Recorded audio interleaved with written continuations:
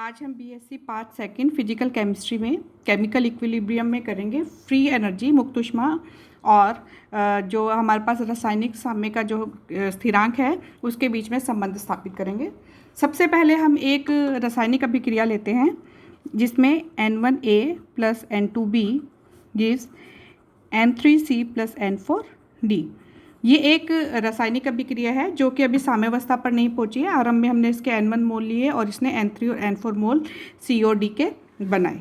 इस अभिक्रिया के लिए फ्री एनर्जी निकालने के लिए जो हमने सबसे पहले एक रिलेशंस लिया था पिछले थर्मोडाइनमिक्स वाले चैप्टर के अंदर, तो वो हमने लिया था dG is equal to minus S D T plus P V D P, ये हमने संबंध लिया था। अब अगर इस संबंध में तापमान को स्थिर कर दिया जाए, तापमान को कांस्टेंट टेम्परेचर पर रिएक्शन करवाई जाए, क्योंकि हमें पता है इक्विलिब्रियम कांस्टेंट जो है वो टेम्परेचर पर डिपेंड करता है, तो अगर टेम्परेचर कांस्टेंट करेंगे तो इक्विलिब्रियम कांस्टेंट भी कांस्टेंट रहेगा, तो इसलिए हमने यहाँ पे तापमान कांस्टेंट किया है। तो dG will be equal to VdP। हमें मालूम है गैस समीकरण से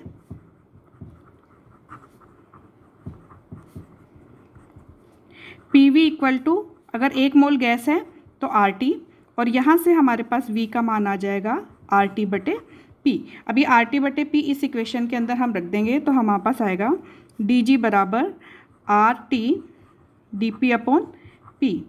अब यहाँ पर संबंध निकालने के लिए पूरा इसकी मुक्त ऊष्मा निकालने के लिए हम इसका समाकलन करेंगे।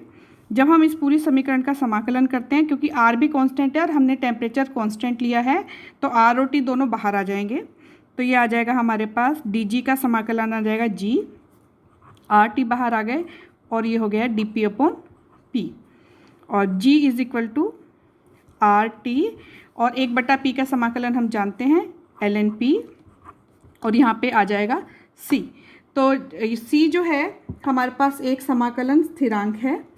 जब P का मान 1 हो, P का मान 1 एटमॉस्फेरिक होगा तो ये वैल्यू 0 हो जाएगी और जो G है वो G0 के इक्वल होगा।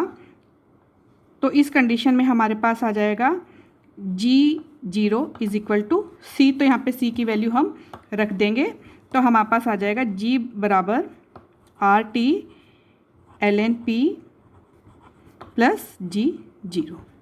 तो ये है किसी भी एक कंपाउंड की कुल जो है फ्री एनर्जी या मुक्त ऊष्मा जो है उसको निकालने का फॉर्मूला। अब क्योंकि हमें इस अभिक्रिया की मुक्त ऊष्मा निकालनी है तो हम इसके जितने भी रिएक्टेंट्स हैं उनकी फ्री एनर्जी निकालेंगे, प्रोडक्ट की निकालेंगे, और फिर देखेंगे कि जब ये केमिकल रिएक्शन हुई तो एनर्जी में कितना चेंज आया। तो अभिक्रिया ऊष्मा डेल्टा G जो है अभी वो होगी कुल ऊष्मा उत्पादों की माइनस जो कुल मुक्त ऊष्मा है क्रिया कारकों की।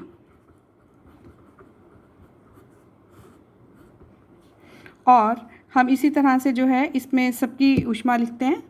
पहले हमारे पास जो अभिकारक है A है तो उसके N1 मोल हैं, तो N1GA बराबर होगा हमारे पास N1GA0 प्लस N1RT और A का पार्शियल प्रेशर।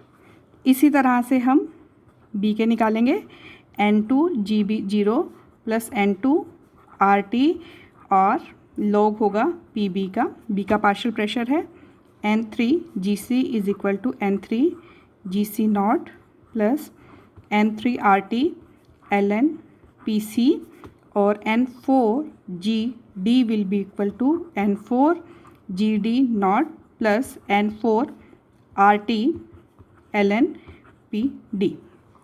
अब ये जो सारी वैल्यू है ऊपर वाली इक्वेशन में लिखेंगे तो हमारे पास आ जाएगा delta G is equal to N3 जो 0 उस पर 1 एटमॉस्फेरिक पे जो फ्री एनर्जी है उनके सारे एक्सप्रेशंस को हम एक साथ लिख लेते हैं, और ये जो पार्शियल प्रेशर वाले जितने भी हैं सारे इक्वेशन पदों को हम एक साथ लिख लेंगे। तो हमारे पास आ जाएगा N3GC0 प्लस N4GD0 माइनस फिर रिएक्टेंट के N1GA0 plus N2GB0 plus R T, और ये हमारे पास आ जाएगा ln PCN3 into PDN4 divided by PAN1 PBN2।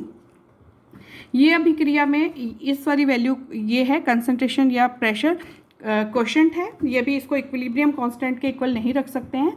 जब रिएक्शन इक्विलिब्रियम पे पहुंचेगी तब ये Kp के इक्वल होगा, और जब रिएक्शन इक्विलिब्रियम पे पहुंचेगी तो डेल्टा G की वैल्यू हो जाएगी 0। ये हमने पहले ही पढ़ा था कि साम्यावस्था में कुल जो मुक्त ऊष्मा है उसका मान 0 के बराबर हो जाता है।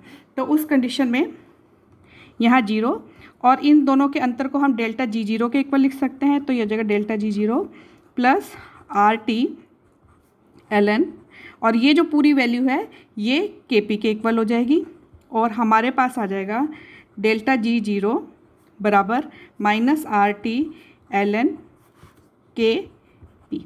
ये मुक्त ऊर्जा और साम्यावस्था स्थिरांक के बीच में संबंध है।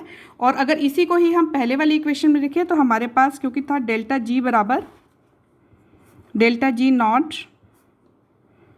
Plus RT ln PCN3 into PDN4 divided by PAN1 into PBN2 था। तो यहाँ पे डेल्टा G की वैल्यू रखेंगे तो यह एक किसी भी समय जो है डेल्टा G का इसका मान आ जाएगा ln Kp plus RT ln PCN3 into PDN4 divided by PAN1 into PBN2।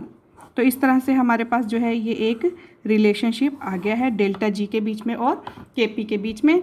तो ये तो था कि दाब साम्यावस्था स्थिरांक। इसी तरह से जो डेल्टा G है उसका सांद्रता के साम्यावस्था स्थिरांक के साथ भी संबंध स्थापित किया जा सकता है सेम स्टेप पे चल के, और वहाँ से हमारे पास आ जाएगा delta G0 is equal to minus RT ln Kc। तो ये जो है अगर हम सांद्रता का साम्यावस्था स्थिरांक लें तो उसके लिए हमारे पास डेल्टा G और Kc के बीच में जो है ये रिलेशन मिल जाएगा। अब हम इसी फॉर्मूले पे जो है आधारित एक न्यूमेरिकल प्रॉब्लम लेते हैं। हमारे पास क्वेश्चन में है कि 300 केल्विन टेम्परेचर पर एक अभिक्रिया है जिसके डेल्टा G का मान है 30 किलो जूल पर मोल। इस अभिक्रिया के साम्य स्थिरांक की गणना करनी है। तो सबसे पहले हम ये देख लेते हैं हमें कौन कौन सी चीज़ें दी हैं और फिर हम फार्मूला लिखेंगे उसका। तो सबसे पहले हमारे पास जो टेम्परेचर है वो 300 केल्विन है। टेम्परेचर केल्विन में ही दे रखा है इसलिए अब इसमें कोई चेंज करना नहीं है।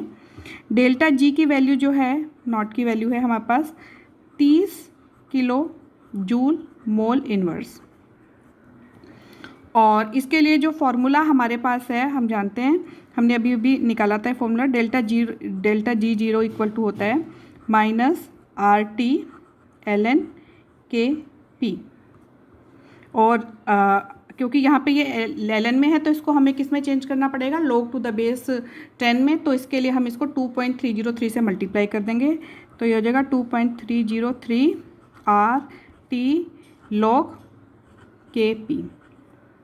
अब क्योंकि जो R है ये जूल में दे रखा है तो हम R की वैल्यू भी किस में लेंगे, जूल में लेंगे। तो R की वैल्यू हो जाएगी हमारे पास 8.314।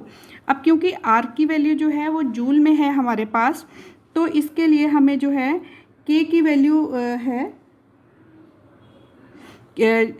तो यहाँ पर जो डेल्टा G की वैल्यू ये किलो जूल में है और R की वैल्यू जूल में है, तो इसे भी हमें जूल में ही चेंज करना पड़ेगा। तो ये हो जाएगा हमारे पास 30,000 जूल मोल इनवर्स। क्योंकि किसी भी न्यूमेरिकल को सॉल्व करने के लिए उसमें जितनी भी हमारे को फिगर्स दी जाती हैं वो सारी फिगर्स जो है उनका एक ही जैसा होना चाहिए यूनिट्स। तो यहाँ पे इसको हमने जूल में चेंज कर लिया क्योंकि जो है R हमारे पास जूल में था, ये था हमारे पास जूल पर केल्विन पर मोल। अब ये वैल्यू रख देंगे हम। डेल्टा G की वैल्यू है 30,000 माइनस 2.303 इंटू R की वैल्यू है 8.314 और टेम्परेचर है 300 log Kp।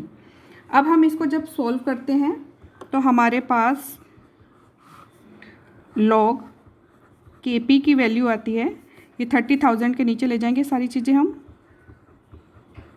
Divided by 2.303 into 8.314 into 300, और इसको जब हम डिवाइड करेंगे तो ये आ जाएगा -5.22। अब केपी की वैल्यू निकालने के लिए ये जो वैल्यू आई है इसका हमें एंटी लॉग लेना पड़ेगा। तो एंटी लॉग लेने के लिए हम जानते हैं कि ये जो पूरा है ये बार में चेंज करना है, तो इसको बार में चेंज करने के लिए इसमें -1 करेंगे और +1 करेंगे, तो ये हो जाएगा हमारे पास 6/0.78। यानी कि यहाँ पर जो है ये वाला नंबर तो नेगेटिव है और ये नंबर कैसा होता है पॉजिटिव। 1 में से इस वाली चीज़ को माइनस करेंगे तो 0.78 आ जाएगा, और -5 और -1 मिलके क्या बन जाएंगे 6 बार। और केपी ये है लॉग केपी की वैल्यू, और केपी आ जाएगा एंटी लॉग ऑफ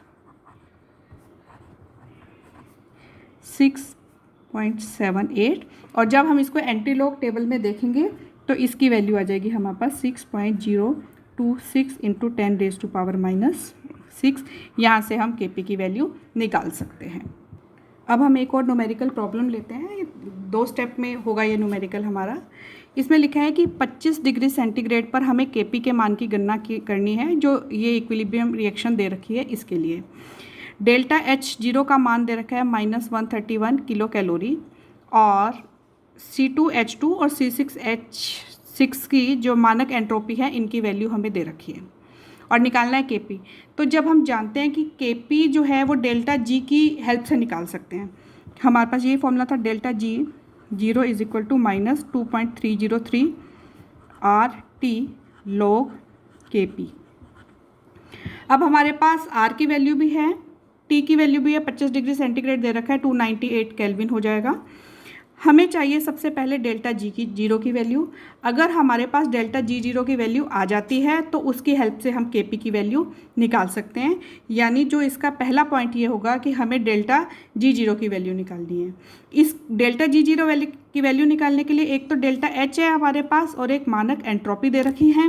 तो हमारे पता है कि जो डेल्टा जी का फॉर्मूला है वो है delta H0 minus T delta S0, और जो मानक एंट्रोपी इनकी दे रखी है रिएक्टेंट एंड प्रोडक्ट की, उसकी सहायता से हम डेल्टा S निकाल लेंगे। डेल्टा H हमारे पास है, T है, इनकी हेल्प से डेल्टा जी 0 की वैल्यू आएगी, और डेल्टा जी 0 की वैल्यू इस फॉर्मूले में रख के हम पहले की तरह केपी की वैल्यू निकाल सकते हैं। तो सबसे पहले हम निकालेंगे एंट्रोपी की वैल्यू। तो डेल्टा S0 बराबर होगा एंट्रोपी उत्पादों की माइनस एंट्रोपी होगी अभिकारकों की।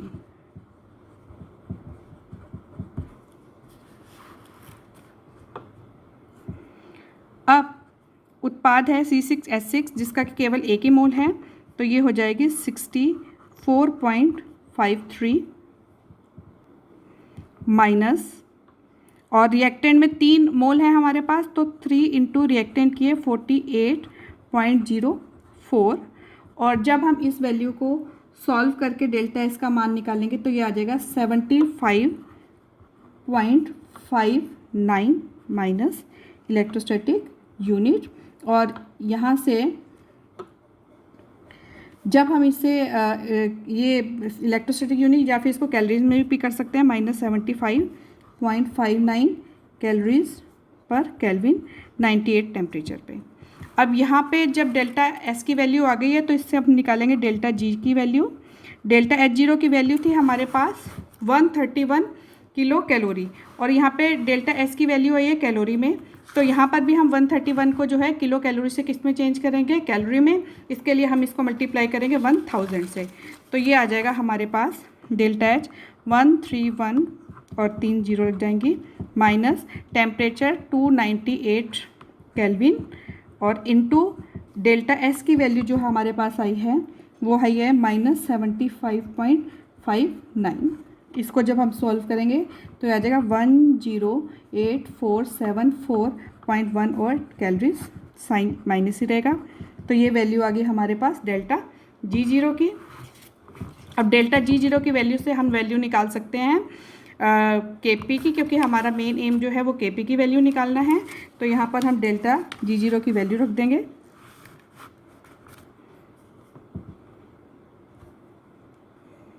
हमारे पास है डेल्टा G0 बराबर -2.303 RT log KP।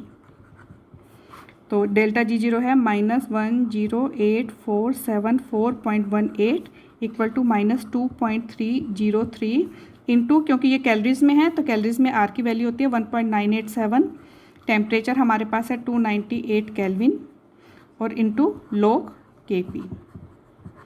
अब जैसे हमने पहले न्यूमेरिकल सॉल्व किया था उसी तरह से सेम हम इसको सॉल्व कर लेंगे, और जो सॉल्व करने के बाद हमारे पास KP की वैल्यू आ जाएगी 3.52 इंटू 10⁻79। ये KP की वैल्यू आ गई। इस यहाँ से KP को पहले की तरह सॉल्व करना है, ये सारे जो है डिनोमिनेटर में ले जाएंगे वैल्यू, फिर इसको जो है सॉल्व करके एंटी लॉग लेंगे, क्योंकि यहाँ पे सब कुछ पॉजिटिव है तो एंटी लॉग के अंदर हमें नेगेटिव को बार में चेंज करने की ज़रूरत नहीं है, और एंटी लॉग लेके KP का मान हमारे पास ये आ जाएगा।